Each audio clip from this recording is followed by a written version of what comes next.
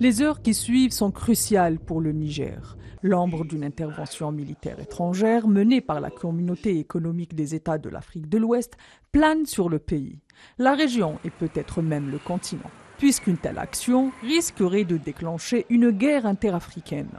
Pour rappel, la CEDEAO, réunie au lendemain du coup d'État du 26 juillet dernier au Niger, et dans la foulée d'une batterie de sanctions plus sévères que celles imposées au Mali, au Burkina Faso et à la Guinée, décrète un ultimatum aux putschistes nigérians.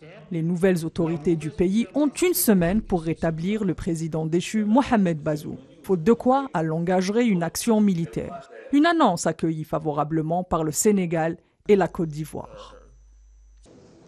Selon les spécialistes en sécurité militaire, l'organisation ouest-africaine pourrait réunir jusqu'à 130 000 hommes. Composée essentiellement de soldats nigérians, une des armées les plus fortes de l'Afrique de l'Ouest. De leur côté, la Guinée, le Mali, le Burkina Faso envisagent de soutenir les autorités de la transition au Niger.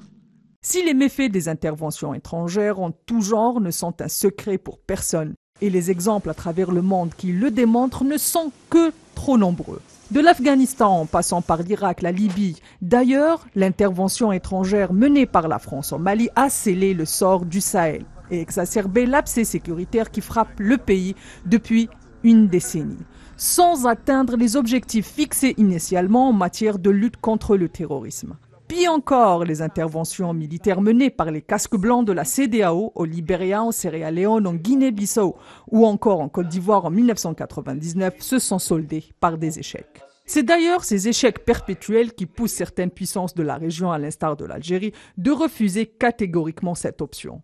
Aux côtés de l'Algérie, la Chine, la Russie ou encore l'Italie l'ont également contesté. La CEDEAO semble avoir dévié de ses objectifs en matière de développement économique et se veut aujourd'hui un acteur va-t-en en guerre au service de certains intérêts qui ne sont pas forcément ceux des pays dont elle est censée porter l'étendard.